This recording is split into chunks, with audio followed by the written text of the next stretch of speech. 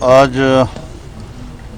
قومی اسمبلی میں leader of the opposition جناب عمر ایوب خان صاحب، جناب اسد قیصر صاحب اور ان کے ساتھ شریک وفد تشریف لائے ہیں اور ہم نے ان کو خوش آمدید کہا ہے۔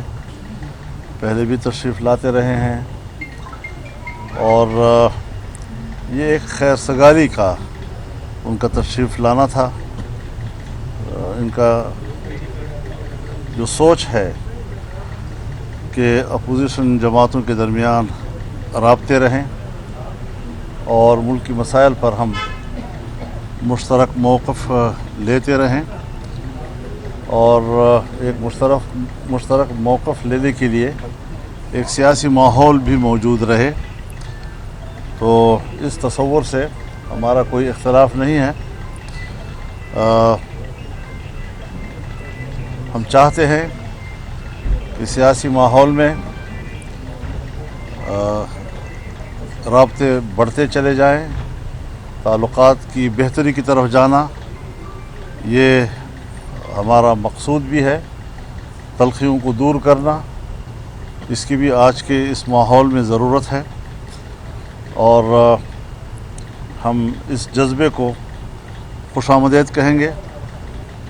باقی ملک کے معاملات ہیں، اس میں کوئی شک نہیں ہے کہ آئین پاکستان اس کی کوئی حیثیت نہیں رہی ہے اور پارلیمنٹ کی اہمیت ختم ہو چکی ہے۔ جمہوریت اپنا مقدمہ ہار رہا ہے اور دہشت گردی کے خلاف آپریشن گزشتہ 10-15 سالوں سے چل رہا ہے، لیکن مرض بڑھتا گیا جوں دوا کا۔ اس میں دگنا اضافہ نہیں بلکہ 10 گنا اضافہ ہوا ہے۔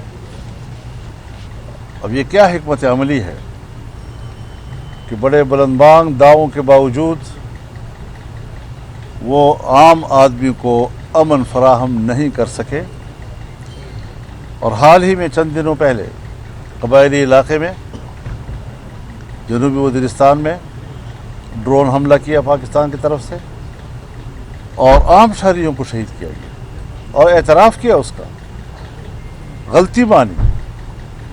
تو اس قسم کی منصوبہ بندی کے بغیر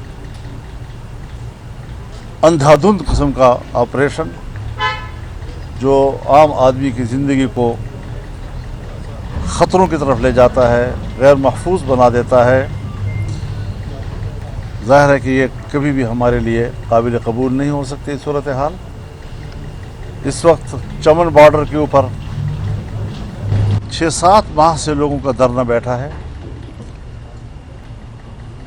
جو یہاں سے احکامات جاتے ہیں اور جو وہاں پر قدغنیں لگائی جاتی ہیں،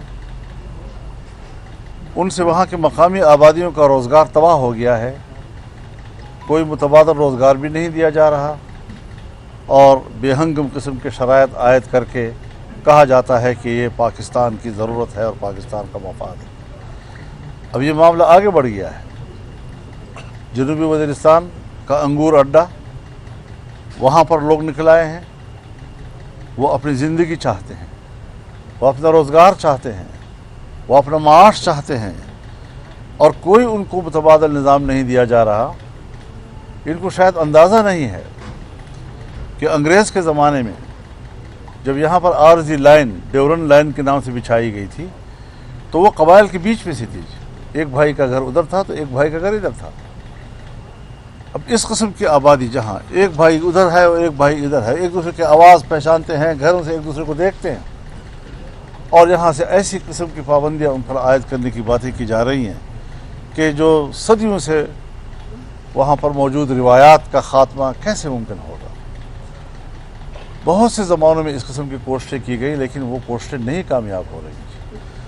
غلام خان کے اوپر لوگ نکل آئے ہیں اور وہاں پر اضطراب ہے، جمروت کے اوپر لوگ نکل آئے ہیں، وہاں پر یہی اضطراب ہے کہ قدغنیں لگائی جا رہی ہیں عوام کے اوپر، اور ان کو کوئی متبادل روزگار کی طرف کچھ بھی اشارے نہیں دیے جا رہے ہیں۔ تو یہ ساری صورتحال ہمارے ملک کی ہے، ہمارا اس کے لیے فکر مند ہونا ایک فطری امر ہے، اور اس حوالے سے ہم یہ سمجھتے ہیں کہ جو بھی ہمارے مشترکات ہیں پارلیمنٹ کے اندر، ہماری اس پر آواز ایک ہونی چاہیے، اور ملک کے اندر بھی ایک خوشگوار سیاسی ماحول کی طرف ہمیں بڑھنا چاہیے۔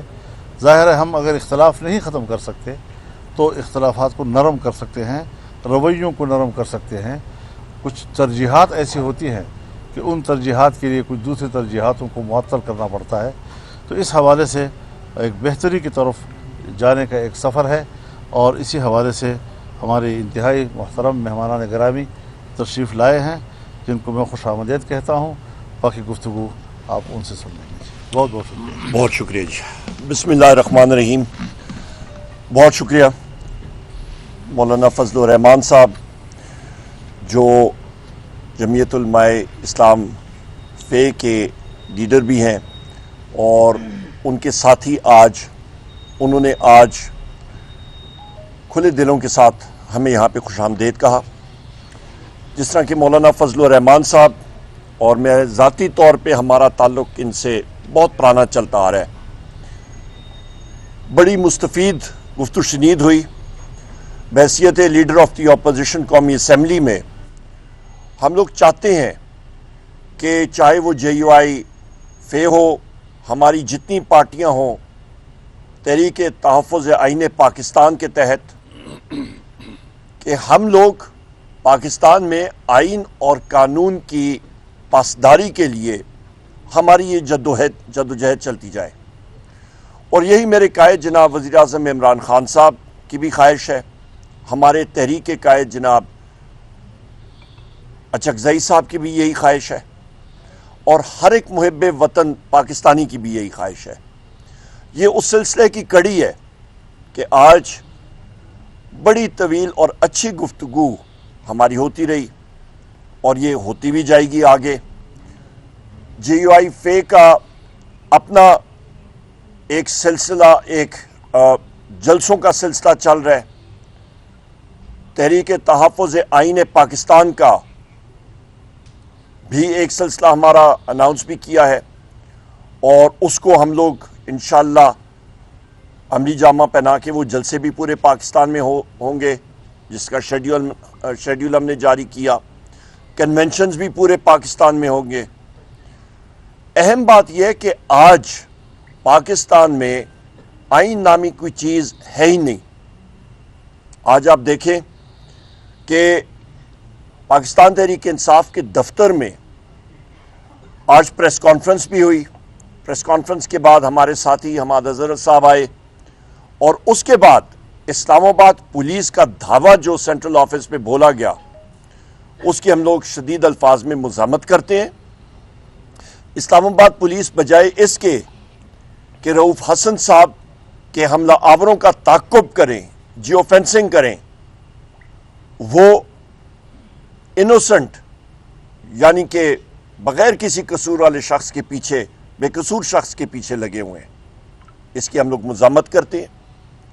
اس کے ساتھ ساتھ یہ بھی میں کہتا چلوں کہ چمن پہ جہاں پہ دھرنا ہو رہا ہے، وہاں پہ ان لوگوں کے جائز مطالبات ہیں، اور جس طرح کہ مولانا فضل الرحمان صاحب نے بھی کہا، فلور آف دا ہاؤس پہ میں نے اپنی تقریر میں کہا، میرے ساتھی میرے بھائی اسد کیسر صاحب نے بات کی، ان جائز مطالبات کے اوپر حکومت کو ضرور نظر ثانی کرنی چاہیے، بجائے اس کے کہ پاسپورٹ وہاں پہ استعمال کریں۔ وہ CNIC میں ہر وہ سیکیورٹی فیچر موجود ہے، اس کے اوپر ان کو اجازت ہونی چاہیے۔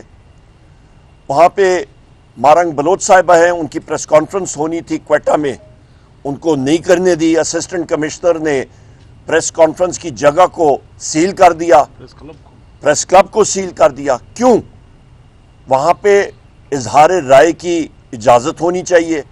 یہی حسن جمہوریت ہوتا ہے، اور ان اقدامات سے کوئی ملک مضبوط نہیں ہوتا، وہ کمزور ہوتا ہے، جڑیں کمزور ہوتی ہیں، عدم استحکام ہوتا ہے، اور اس چیز کی ہم لوگ شدید مذمت کرتے ہیں۔ یہاں پہ پاکستان میں جمہوریت پھلے گی پھولے گی سرمایہ کاری آئے گی جہاں پہ آپ کا آئین اور قانون کی بالادستی ہوگی، وہاں پہ انویسٹمنٹ بہتر ہوگی، نوکری کے مواقع ہوں گے۔ اس موجودہ صورتحال میں نہ سرمایہ کاری ہو رہی ہے، کیونکہ دنیا جو ہے ان کو معلوم ہے کہ اس وقت پاکستان میں عدل و انصاف کی کوئی وہ چیز کرن نظر نہیں آ رہی۔ یہ ایک بدترین مارشل لاء کے دور سے بھی بدترین اس وقت یہ غیر جمہوری جو حکومتیں اس وقت بیٹھی ہوئی ہیں ہمارے اوپر، وہ یہ کام کر رہی ہیں، اور اس چیز کی ہم لوگ شدید الفاظ میں مذمت کرتے ہیں۔ کیسر صاحب آپ۔ بسم اللہ الرحمن الرحیم۔ سب سے پہلے تو میں مولانا فضل الرحمان صاحب کا بہت شکریہ ادا کرتا ہوں کہ بہت محبت سے، بہت کھلے دل سے انہوں نے ہمیں ویلکم کیا، اور ہمارے جو ایشوز ہیں، جو ہمارے مشترکات ہیں، اس پہ ہماری ڈسکشن رہی۔ خاص کر جو اس وقت ملک میں جو ہے نا آئین معطل ہے، اور اس وقت ایک بنانا ریپبلک یہ ملک بنتا جا رہا ہے، اور جو اس وقت آزادی رائے پہ جو قدریں لگ رہی ہے، اور جو قانون پاس ہو رہے ہیں، اور جو اسمبلی میں بھی صحافیوں پر پابندی لگائی گئی ہے، سارا ڈسکشن ہماری ہوئی ہیں۔ اور خاص کر جو پنجاب میں گندم کرائسز ہیں، جو بہت بڑے ہمارے کسان پریشان ہیں، اور پاٹا اور پھاٹا میں جو نئی ٹیکس کے نفاذ کی بات ہو رہی ہے، اور ویسے بھی وہاں وار زون ہے، وہاں کوئی مطلب ممکن نہیں ہے کہ اکانومی ویسی بھی وہاں بیٹھ گئی ہے۔ تو اس سارے ڈسکشن پہ ہمارے مشترکات ایک جدوجہد کریں گے۔ باقی جو ہے نا اپنی پارٹیوں کو مزید بھی جو ہے نا آن بورڈ دیا جائے گا۔ کل خان صاحب سے بھی انشاءاللہ تعالی عمر صاحب جائیں گے، میٹنگ کریں گے، مولانا صاحب بھی اپنے شورا میں جو ہے نا چیزوں کو، لیکن ایک بات کلیئر ہے کہ آئین اور قانون کے بالادستی کے لیے ہم تمام طبقوں کو ایک ہونا پڑے گا۔ اس وقت اس ملک میں کوئی راستہ اور نہیں ہے، ملک اس طرح نہیں چلائے جا سکتے جہاں ملک میں آپ کسی قانون میں خاطر میں نہیں لاتے، یعنی جو روپسل صاحب کے ساتھ ہوا ہے، کیا ایک اس ملک میں ہو سکے جہاں قانون ہو، جہاں قانون کی حکمرانی ہو؟ یہ تو کلیئر میسج دیتے ہیں کہ اس ملک میں طاقت کا قانون ہے، جنگل کا قانون ہے۔ تو اس کو ہم مذمت کرتے ہیں، اور انشاءاللہ تعالی مولانا صاحب کو تو اللہ تعالیٰ نے بڑی ایک ہمت دی ہے، طاقت دی ہے، اور ہماری خواہش ہے کہ اس طاقت اور اس ہمت کو ہم اس ملک کے لیے، قوم کے لیے استعمال کریں۔ اور یہ جو اس وقت جنگ جاری ہے، یہ صرف کسی حکومت کو گرانے یا کسی کو لانے کے لیے نہیں ہے، بلکہ قانون کی عملداری قائم کرنے کے لیے ہے۔ تو انشاءاللہ تعالی ہم امید رکھتے ہیں کہ اس جدوجہد میں ہم آگے بڑھیں گے، اس ملک کو اس کرائسس سے نکالیں گے۔ ملک تب آگے بڑھے گا جب ملک میں قانون اور آئین کی حکمرانی ہوگی، تب اکانومی اسٹیبل ہوگی۔ جب تک ملک میں آئین اور قانون کی حکمرانی نہیں ہوتی تو کوئی تصور نہیں کر سکتا کہ یہاں اکانومی بوسٹ ہو جائے گی۔ مولانا صاحب یہ فرمائیے گا کہ کیا یہ آئین اور قانون کی جو جدوجہد ہے، اس کا راستہ صرف اسٹریٹ کی تحریک اور یہ جلسے جلوس کنونشن ہی ہے، یا حکومت کے ساتھ کوئی بات چیت، کسی قوت کے ساتھ کوئی بات چیت کا راستہ جو ہے وہ بھی اختیار کیا جا سکتا ہے؟ دیکھیں، میں اپنی اور اپنی جماعت کی طرف سے بات کرنا چاہوں گا کہ اس وقت ہم کس پہ اعتماد کریں۔ بات چیت تو ہوتی ہے تب جب آپ اس پہ اعتماد کر سکیں، ان کی کوئی ایک زبان ہو، وہ کوئی بیٹھ کر آپ کے ساتھ، اور کون کرے گا بات چیت؟ کون کرے گا؟ وزیر اعظم کرے گا، صدر مملکت کرے گا، آرمی چیف کرے گا؟ ابھی تو یہ معلوم نہیں کون بات چیت کرے گا، کس کے ساتھ کرے گا، پھر اعتماد کا کیا ماحول موجود ہے یا نہیں۔ تو یہ چیزیں جو ہیں ہم سے سوال کرنے کی نہیں ہیں، بلکہ ان لوگوں سے سوال کرنے کی ہیں جس کے بارے میں آپ کہتے ہیں۔ ماضی میں ہم نے دیکھا تھا کہ جمہوریت کی بچاؤ کے لیے آپ نکل آئے تھے، جمہوریت کی بچاؤ کے لیے دھرنے بھی دیے گئے، پی ڈی ایم بھی بن گیا، اس کے بعد جب حکومت آئی تو خاموشی اختیار کر لی گئی۔ تو کیا اس وقت بھی اگر اس طرح کی تحریک کا آغاز ہو جاتا ہے، سڑکوں پہ بھی نکلتے ہیں اور پھر کہیں نہ کہیں سے آفر آ جاتی ہے، تو اس تحریک کو ختم تو نہیں کریں گے؟ اگر آپ کے پاس کوئی ایسے آفر کی خبر ہے تو مجھے بھی بتا دیں۔ آپ سے یہ سوال ہے کہ آج تحریک انصاف کا وفد یقیناً آپ کو احتجاجی تحریک میں شامل کرنے کے لیے آیا ہے، اور مسلسل رابطوں کا سلسلہ بھی جاری ہے۔ کیا آپ کو آج تحریک انصاف نے منا لیا، یعنی ابھی منانے کا سلسلہ جاری ہے، یا آپ نے کوئی ایشورٹی مانگی ہے؟ ابھی منانے کا سلسلہ جاری ہے۔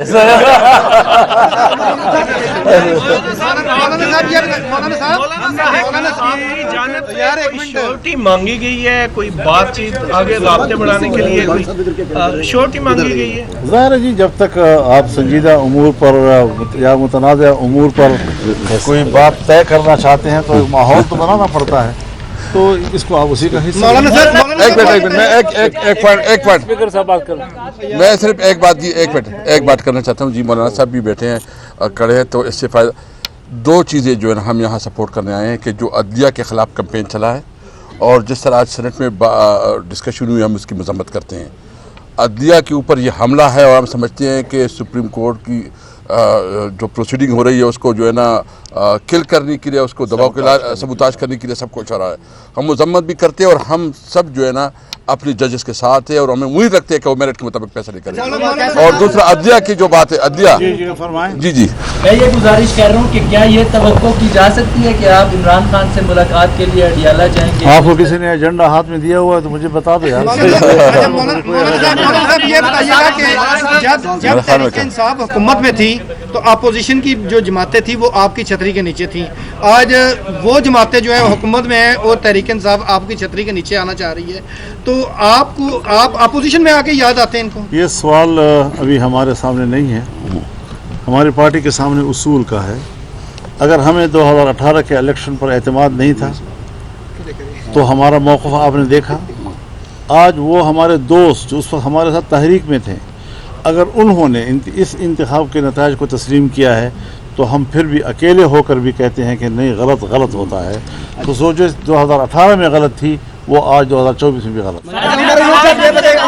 आपसे सवाल है, ये बताइएगा कि आपने खान साहब ने साइफर को लहरा के कौम को बताया था कि ये अमेरिका की साजिश है कि मेरी हुकूमत गिराई गई। पिछले दिनों आपके वफद ने अमेरिकी सफीर साहब की मुलाकात हुई, वो भी कौम को बता दे किस पैराई में मुलाकात हुई। बहुत अच्छा। मैं एक सवाल पूरा होने दें। असद कैसर साहब ने भी कहा कि अदलिया के जो तनकीद हो रही है हम उसके खिलाफ खड़े हैं। हम ये देखते हैं कि जो भी हुकूमत में होते हैं वो अदलिया के साथ होते हैं, जो अपोजिशन में होते हैं वो, जब आपका दौर हुकूमत था तो आपके दौर हुकूमत में भी ऐसे फैसले आए कि जिन्होंने अपोजिशन ने उस पर तनकीद की और आपने साथ दिया, क्या कहेंगे? सबसे पहली बात, ये बड़ा अच्छा सवाल है, मुझे खुशी आपने पूछा। सबसे पहले साइफर के हवाले से, वो इस वक्त इस्लामाबाद हाई कोर्ट के 2 जस्टिस साहिबान उसको सुन रहे हैं और जो रोज़ाना के मतलब हवाले से वहाँ पे जो रिमार्क्स और चीज़ें आ रही हैं, तो हुकूमत जो है इस वक्त वो ख़ुद अपनी वहाँ पे कब्र खोदने में बड़ी तेज़ लगी हुई है और साइफर का केस जो है वो इंशाअल्लाह ताला खुद ब खुद दफन हो जाएगा। दफन हो चुका है,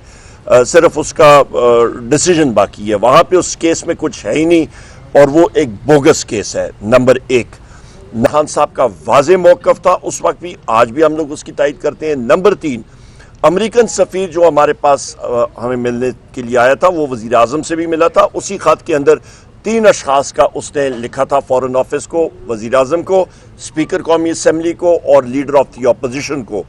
और वो ख़त उसने लिखा था कि ये एक रूटीन की मुलाकात होती है मुख्तलिफ जो आपके रियासत के इदारे होते हैं उनके साथ, उनके जो आपके एग्जेक्टिव के होते हैं और या पार्लियामेंट के होते हैं। तीसरा सवाल का जवाब आपका ये है कि उसके साथ जो गुफ्तशनीद हुई इत्तेफाक के साथ, मेरे भाई असद कैसर साहब भी उसमें मौजूद थे। वहाँ पे वाज़े तौर पे हमने अमेरिकन सफ़ीर को एक बात से बावर कराया कि पाकिस्तान एक आज़ादाना, एक खुद मुख्तार मुल्क है। यहाँ पे हम लोग आइन और कानून की बालादस्ती चाहते हैं, किसी मुल्क की मुदाखलत यहाँ पे नहीं चाहते हैं। आइन और कानून की बालादस्ती होगी तो बैनुल-अक़वामी दुनिया की जो कंपनियां और इदारे हैं वो आके यहाँ पे इन्वेस्टमेंट करेंगी, यहाँ पे सरमायाकारी करेंगी।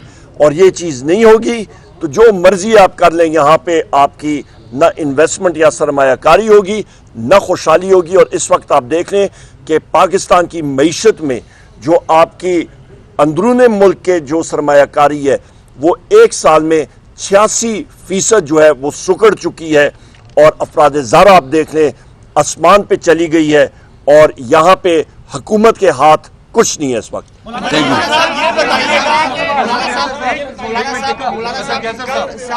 में सिर्फ 7 टारगेट किलिंग के वाक़यात हुए हैं, उसके अलावा इस्लामाबाद में भी शीम मेल ने मतलब जिस तरह के पीटीआई के तर्जुमान पर हमला किया है। तो इस तरह की ये जो चीज़ें चल रही है, तो क्या आपके ख्याल में मौजूदा हुकूमत और बाकी जितने भी सिक्योरिटी के इदारे लोगों की तहफ़्फ़ुज़ में मुकम्मल तौर पर नाकाम है? रऊफ़ हसन साहब के ऊपर जो हमला हुआ है सबसे मैं उसकी मजम्मत करता हूँ और बिल्कुल हमारा यूब साहब की बात सही है कि बजाय इसके कि उस पर हमला करने वाले मुजरिमों का पीछा किया जाए, उनको गिरफ़्तार किया जाए, उनको कैफ़र किरदार तक पहुँचाया जाए, उन्होंने वहाँ पर हमारे कारकुनों को गिरफ़्तार करने के लिए छापे मारे, तो ये मुनासिब बातें नहीं हैं और ये जमहूरियत और जमहूरी आज़ादी और इजहार राय की आज़ादी पर एक सवालिया निशान बन जाता है। सेमिनार में हमने देखा मौलाना फजल रहमान साहब के पास अब आप दोनों जो जमातें हैं इनके दरमियान हल तलब मामला क्या है? जो आप लोगों का माजी है वो सारी दुनिया जानती है, तो अब ये बताएं कि क्या कोई चांस है कि आप दोनों मिलकर किसी जदोजहद की तरफ इकट्ठे जाएं? वो मैं आपको अकेले में बता दूंगा। एक चीज मैं आपको आखिरी में बता देता हूँ, यहाँ पे हमारी पश्तो एक है।